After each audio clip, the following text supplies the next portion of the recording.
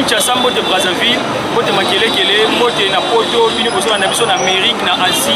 Eza pour émission na bino politique na balabala numéro ya sika to pe émission ya sika kozali kozwela bino ba actualité politique nyonso na balabala boye ba nini Congolais zo penser par rapport ya politique mboka na biso par rapport à ndenge nini Congo République eza tambola mingi mingi na kati ya ville ya Kinshasa. Na présentation eza bongo ya bino Jano Banda lokwa mo meseno ndena loba na bino tokomesana tozo mesana pe kaka. Les autres ont des thématiques de Kolobela Mibale, thématiques concernant lever état d'urgence au chef de l'État à Salaki Nambo Cannabis au Congo, le bien de pandémie à coronavirus et bêta Kimbo Cannabis, de Pépéta Mokil Mobimba. Le chef de l'État a décidé, malgré que Bandekoya INRB, Bandekoya, riposte à Corona, qui était prolonger l'état d'urgence, mais le chef de l'État a levé l'état d'urgence. Il y a un autre Koyeba, et l'on a Congolais Bazo Kanisani, Congolais Pensé Nini, est-ce que Congolais Bazan est comment on a été chef de l'État à lever l'état d'urgence, topé Bazan et Sengoté.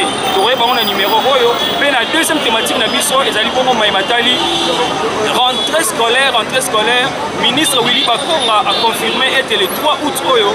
Bana Barozon à Kélas, Bana 6e des humanités, Bana 6e primaire. Donc, est-ce que Congolais a CPLI na nouvelle Wana? Est-ce que Zali décision Oyo Zali pour sauver année scolaire Yabana? Topé Zali pour na sanction et pour na niveau UNICEF. Yangola ensemble la peuple congolais tokosola na émission ya biso politique na balabala tokomesana kaka tolanda. Bonjour papa. Bonjour.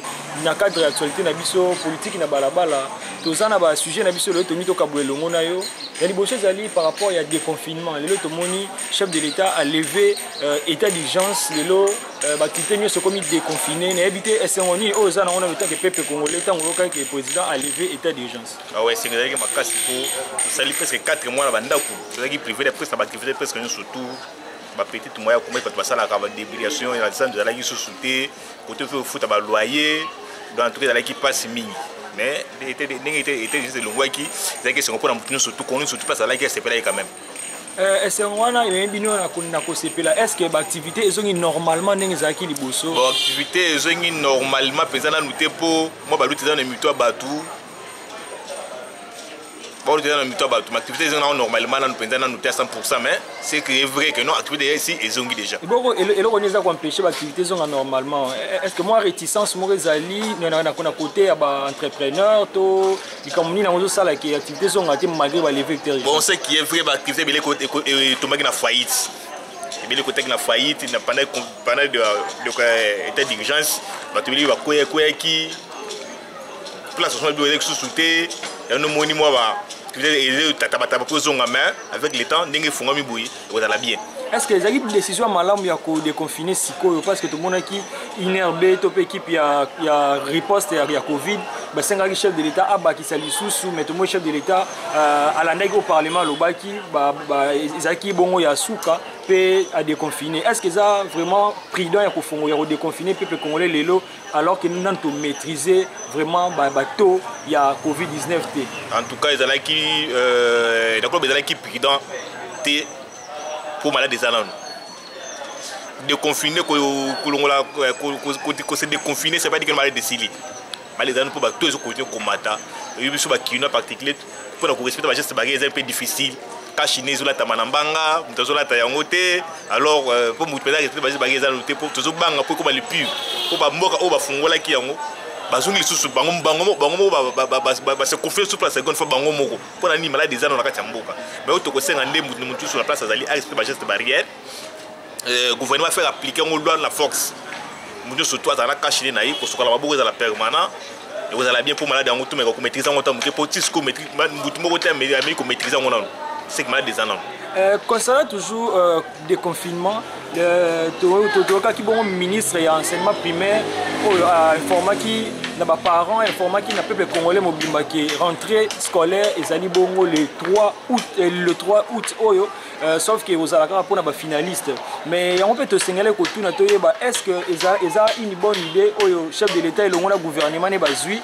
pour na ko sauver année scolaire il y a 2019-2020. Bon, pour la question là pour répondre on a dit voler. Ezali bien, ezali pe mabe. Ezali bien pour na nini? Pour na ko inviter année blanche ezala. Pour na ko échapper na ba sanction ko ya na semaine UNICEF, il faut classe continuer. Ezali ba bien na ndeni pour malade ezali. École ezaka 6e ou 5e primaire 6e des humanités té. Ezali ba la maternelle, bazaki na classe ba kataki ba bazo ba bulletin té. Ba la 6e, il faut pas continuer, pas présenter ba kene liboso, mais subitement non 4e 5e c'est les autres temps. Na 6e primaire, mais ba no mususu ko. So na ba ngozala nini? Ba mata ba classe ka pona santé ba mata ba classe. Place ma belle place moi ma bene yango wana. Classe ko ta mandingi nini? Les avantages na ba l'école privée, pour que vous exiger la minute, vous exiger que non, vous avez fait l'examen d'état, il faut faire la totalité. Ce que papa a dit qu'il y a des confinements. Il confiné qui est, à terre quitté, à salaire qui m'a salaté, à faire un andao. Et à ce que moi, est-ce que vous avez des choses en classe? Est-ce que vous obligez à foutre un minéral surtout dans un mois où il y a des gens ou web. On a dit que le gouvernement est s'impliqué, le ministre de l'enseignement a s'impliqué, dans le dossier, on a pour équilibrer ça là quand même. Bon, le chef de l'État par rapport à des confinements, mesures au gouvernement, il y a Félix Tshisekedi de la manière à ce que le peuple congolais a vivre aisément, moins tant au année au Tikali, malgré tout vivre pandémie ou la coronavirus. Bon, le chef de l'État a s'impliqué personnellement, le gouvernement a fait respecter les gestes barrières. Et on a la malade pour échapper à pire, attendez l'église de Gozonga. Les 15, la frontière au fond, les 15, vous allez malade, mais le secteur a respecté les gestes barrières. Pour éviter pire et pour la chef de l'État, félicitations, courage, à ça, soutien peuple la semaine. Merci, papa. Merci. Bonjour, papa. Oui, bonjour, monsieur. Politique na balabala, le courant mokwalelo par rapport à le sujet de Zanango Lelo. Tout le monde a dit chef de l'État a aussi levé état d'urgence pour qu'on les soit déplorer que tout ça qui n'a pas qui m'a rabandé quoi avancer. Mais le monde se fait moi mi. Le seul besoin d'akoye ba et c'est on a eu topé appréciation des années par rapport à lever état d'urgence il y avait pas chef de l'État. Bon, premièrement, nous remercions le chef de l'État Félix Antoine Tshisekedi. À lever l'état d'urgence pour nous et ça nous bien dingue du panel à banda pour nous travailler sous vie et comme qui mobulu banda kubaya mususu babengana banda kubapara mususu bakite bapale pour la kovana na palais mais pour moi l'état d'urgence ndé président Longoli mais pas si pour ngande zo sala ngande na yo kasu batu zo mata et ça dans tout zo ngadi susu na na évité wana soki idée na raisonnement na ngesa pe ya président mais nde bato zo mata na évité mais na senga na ba congolais ba se respecter ba geste de barrière kashine place bato bazali belé za na kashine pour na se protéger. Est-ce que l'état d'urgence est présent à lever? Est-ce que le peuple congolais a senti changement par rapport à Nenge qui vivre du Bosso, qui vivre ici? Bon, changement pour Nangaï, n'a pas eu Koloba. Changement Zali et ça changement les amis pour na bateau babanda ko travailler soute bafanya na banda ko ça net ngamo ko pe na victime na vandi na ndako na zozela ndebe balobel les 15 bafungola ba frontière pour na travailler radio na ba frontière na zozela les 15 mais changement ça pe na bateau bafanya na ndako bazongeli ba kwapi na ba bazongeli ba bulu na bango mais pour na mboka na ko koloba changement ça penzana na 100% ko eza ebele fo président asala mais to congolais peuple congolais soit des temps to pese na moitié par rapport il y a levé il y a état d'urgence autorité ministre il y a enseignement primaire à l'objet que bana baseni bazonga classe bana 6e des humanités na bana 6e primaire éviter yo étant que peuple congolais tant aucune décision au chef de l'état pas ndimi yango c'est ça chef de l'état aligné à sauver année scolaire oyo et katana kaka bongo te ou bien idée na ezani par rapport il y a décision. Bon, on a ce qui fait que le but est année blanche. bana oh to net idée ya ministre bana 6e bana ba 6e kaka so mwana 6e azui diplôme ke isko oya o remplacer wana na 6e auta wapi auta wapi so pe to biki année blanche bana misusu ba konyonga ata ka bwana ngala ta pantalon misusu bando sela déjà ba chapudia bon place wana pe ana za mwana idée peut-être la question et bon olobani na chef de l'état en bref par rapport il y a des confinements autres na remercier le président de la République na onyo sozo sala malgré moi ba blocage mais nzamba sala na abakisele ebele atondisa na ba idée abungisa banguna na yo ba abungisa nzamba pambola ya nzamba pese makasi na yebi ke nzamba pese makasi abunda na bango tina so. Merci papa. Merci. Bonjour papa. Papa. Politique na balabala to koluka lelo par rapport ya la thématique autozanamo ya liboso ezali concernant lever à état d'urgence. Enfin, chef de l'État a levé état d'urgence. État que peuple congolais est-ce que au CP la kino tango kaki sangwa. Oui, au CP parce que d'abord état d'urgence ezalaki moment moko liberté individuelle ezalaki quand même un peu réduit. Droit à manifestation ezalaki te quelques libertés en termes de liberté fondamentale ezalaki tellement réduit. Et empêchaki bato ebele baexprimer bamwa makambo mwa ebele. Mais le fait que balongoli yango eza bien parce que tozongisa moto na liberté na ye ya koexprimer soki aza d'accord na eloko to te. Donc ce qui est plus important ezali que tant que lever état d'urgence tozo retrouver quand même liberté na azalaki nango makambo nyonso ezali. Donc au CP le chef de l'État a levé état d'urgence. Oui, normalement, tout se fait, mais seulement avec l'état d'urgence, il y a des raisons liées à la pandémie. Freiner l'économie, alors, tant qu'on va lever l'état d'urgence, c'est l'autre aussi, il faut travailler pour relever l'économie. C'est une affaire mondiale, l'économie presque à monde mais tout ça, à travailler pour l'économie et même la rentrée scolaire, il faut à ça l'effort pour la souci pour les Congolais à la valeur. La différence entre avant état d'urgence et après état d'urgence, la différence au sentir état que peuple congolais.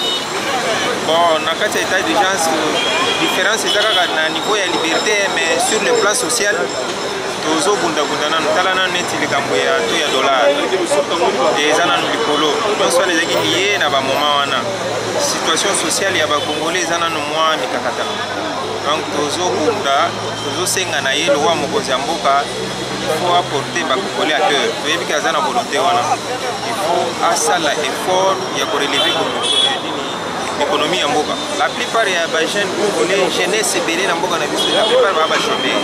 On s'est mis à la tête. Donc tout espoir nion c'est pas na ile kwa mboka.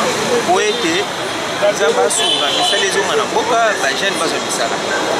Donc kolobani nini pona message au ministre ya enseignement primaire alobaki était le 3 août, topé le chef de l'État a confirmé que le 3 août ba classe zozonga, topé bana 6e primaire na humanité bazozonga. Pona yo moni yango nini ezali message moko chef de l'État ligne a sauvé année scolaire et kufaka boité topé au moni yango ndenge nini tant que peuple congolais tant que bana singi bazonga classe malgré pandémie ya corona. Très content. Bon déjà il faut talaguer dès le début. Il y a un l'État a instauré un système de gratuité d'enseignement. L'État a dépensé parfois ébélé. Pandémie, ce n'est pas une affaire où l'État à la République démocratique. C'est une affaire du monde. Et ce n'est pas notre affaire car tous à la jugement Mogobo et à ma belle sur Boka. Et donc, c'est une affaire liée. Maintenant, comment on peut relever les choses? Tout ce qui a été dépensé ou déboursé dans la caisse à l'État, le roi on a fait ça, on a enseigné pour relever le niveau de l'éducation et dans le secteur nyonso.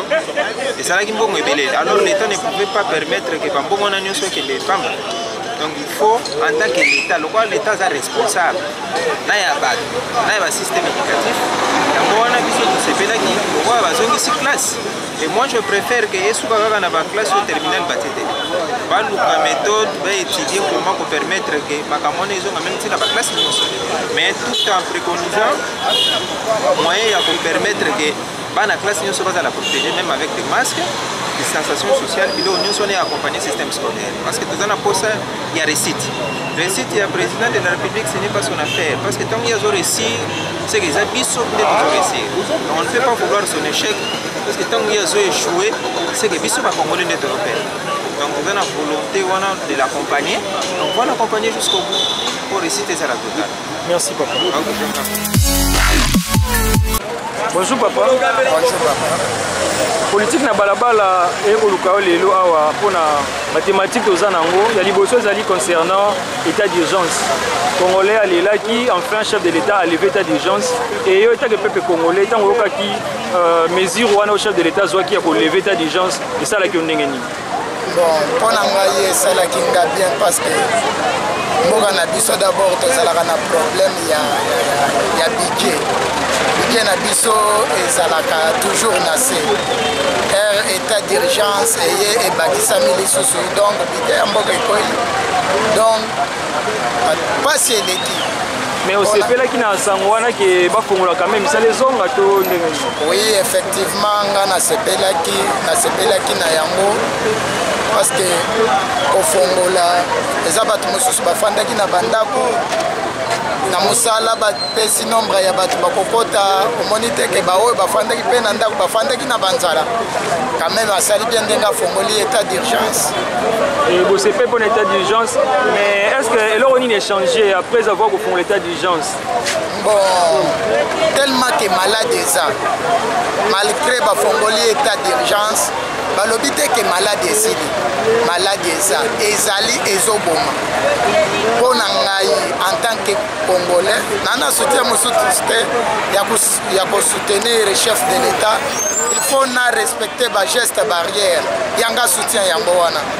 Concernant le déconfinement autopé de lever à état d'urgence lundi classe ezozonga balobi na biso bana 6e des humanités na 5e primaire bazozonga est-ce que décision na ezwami mpona sauver kaka année scolaire oyo to décision na ezwami mpona kobanga ndenge bandeko mosusu bazoloba basanction ya UNICEF?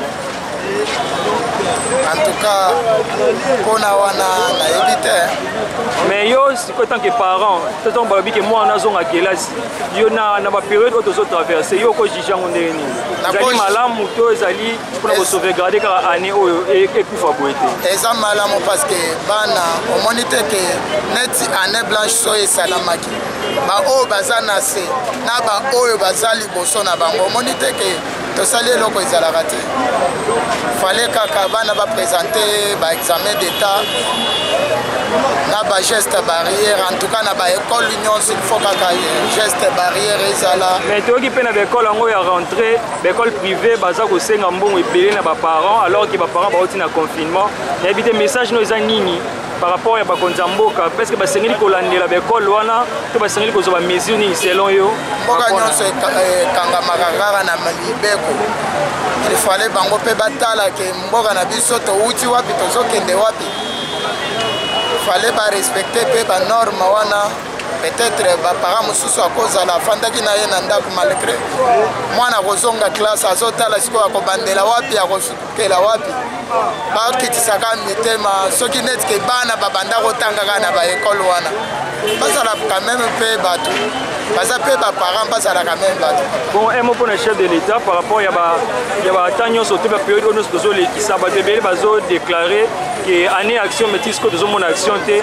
Un mot pour le chef de l'État mpona koyeba kobongisa social après papa toloba nanu ke yo ozwi maladi malaria typhoïde bakangi yo na hôpital ere yake yaka mbala moko te ere mpe ebandaka kosila mbala moko te ekobanda kozwa omela novaligine omeli novaligine zoboye c'est ça mboka ekochange mbala moko te ekochange avec le temps papa tozalaki na pasi mboka na biso ezalaki deja na libulu so esalami ekundamaka kaka mbala moko te ekosenga ingénieur oyo aye apesi ide oyo aye apesi ide libulu ekundami mpona ngai yango wana.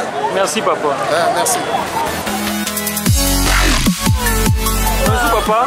Bonjour, merci les politique na balabala et lelo kolukayo par rapport à la thématique aux anango. La liboso zali levé d'urgence, il levé à état d'urgence chef de l'État enfin à l'Ongoli des confinements, maramno se zongi hormis ba église na ba frontière. Mais tant yo okagi qui est chef de l'État a décidé malgré bande quoi riposte ba senga qui ba fongola nanu te to za nanu confiné, le chef de l'État quand même andimagi ko lever état d'urgence yo congolais tango yokaki yango sentiment des akinoni. En tout cas, sentiment nanga na tondaki na esengo d'abord ndenge alevaki mesure wana ya état d'urgence. Nazaki na esengo vraiment.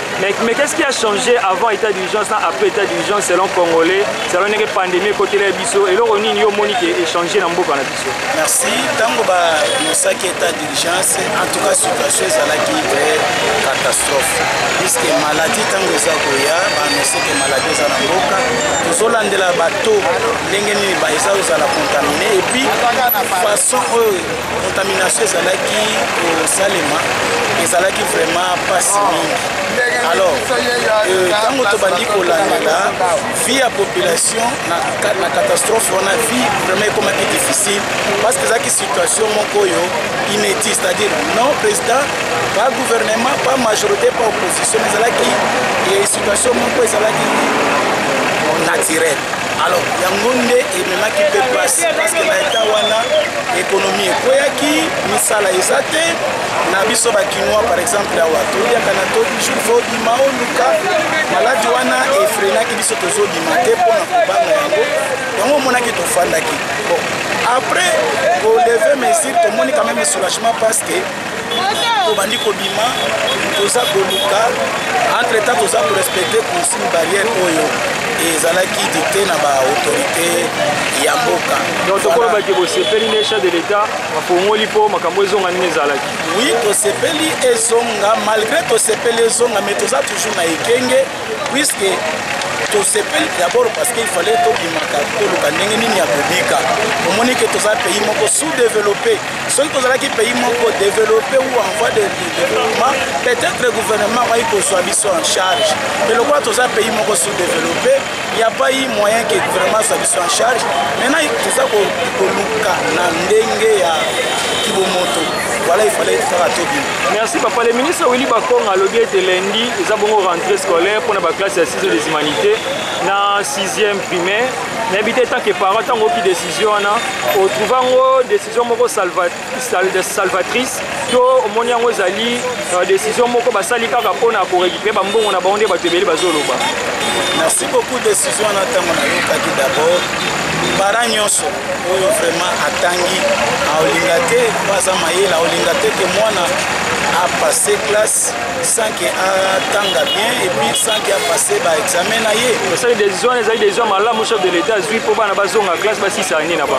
Et ça li décision malamu ke bana bazonga classe pour que batanga pona ko éviter que batono vide bazwa maté parce que tout ça pour déplorer beaucoup de temps la tête pona ni bato bazomata ba classe mais en réalité na kati ya bango mitunde tozomona parce que agissement mona na partir ya maele ya moto somona ke fallait bana batanga basala examen pour que ba mériter c'est ça pona nga elona donc to ko loba ete ezali décision malamu pona gouvernement asali ya kozongisa classe maintenant na ebite okoloba na gouvernement nini po bana bazongi classe mais sengeli pe ba mesure ya ba geste barrière ezwama po bana pe bazala contaminé te.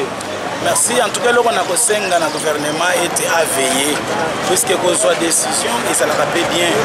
Mais suivi à décision, on a et a posé problème. Le chef de l'État pour qui c'est commis collaborateur partout. Mais à ça, on a collaborateur et Sengeli était à veiller, ça l'a suivi afin que les jeunes on la respecter. Par exemple, dans l'école, place pendant la bisobation Kende et Sengeli, chaque préfet, chaque directeur, chaque enseignant a veillé vraiment na ba geste parce que les Kamboa pas ya pandémie oyo et ça pour bisognon c'est faut tout travailler et ça la préfet et ça la directeur et ça la enseignant et ça la bisomo ba parents tout travailler tant nous obtinda mwana il faut azana kashne il faut passer déjà mon batoli à respecter ba geste barrière c'est ça on a eu. Merci papa. Merci. Bonjour papa. politique na balabala ekoluka lelo par rapport ya bathématique mibale toza nango tomoniki bakongolais balelaki tolelaki biso nyonso tozalaki confiné mais chef de l'état en fin de compte malgré bandeko ya riposte ya covid basengaki a prolonger mais chef de l'état a déconfiné to pe a levé état d'urgence nayebi te état de peuple congolais esengo nini oza nango ntango oyokaki que chef de l'état enfin a décidé déconfinement total.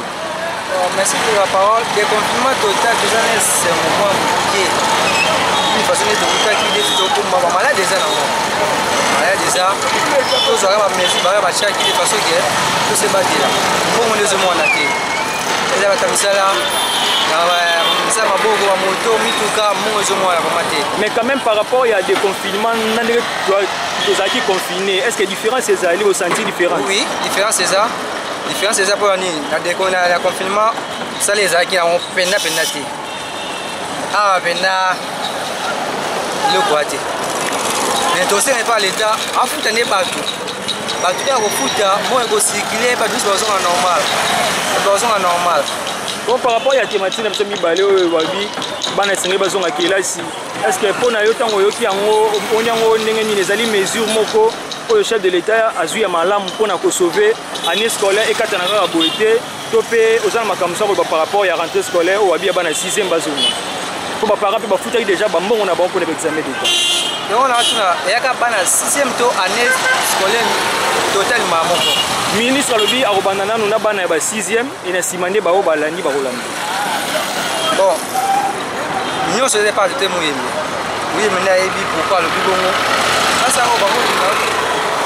ça va bakolinga po nesinga petit frère nanga dans 6e na futi plus moins ba $150 nasika na mo na olinga de parce que asi ça po o akoya na sima nazo pema makasi yako tangise susu kena kata na susu kotoyo de façon que maman on peut se mona te au message au chef de l'état par rapport à après confinement zalaki tout le monde makambe zalaki ben dollar paye et matière na carte confinement mais après confinement message ni au pèse chef de l'état pour social la peuple congolais et ça toujours malam alors il faut les peuples d'abord est-ce que biso neto souffrir ou souffrir ma casse dollar comme la 200 siko quand scolaire ngo zo bana siko ba parents ba oso manengi ni dollar na 200 azaba na 458 atali ndao bana bazolia ye moko azanoko papa bozo se charger ni na moto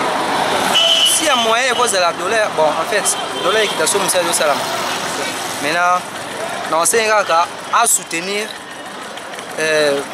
population aye zo ba mesure so ko ni na ko ça la parce que pas besoin à classe ni moya merci papa.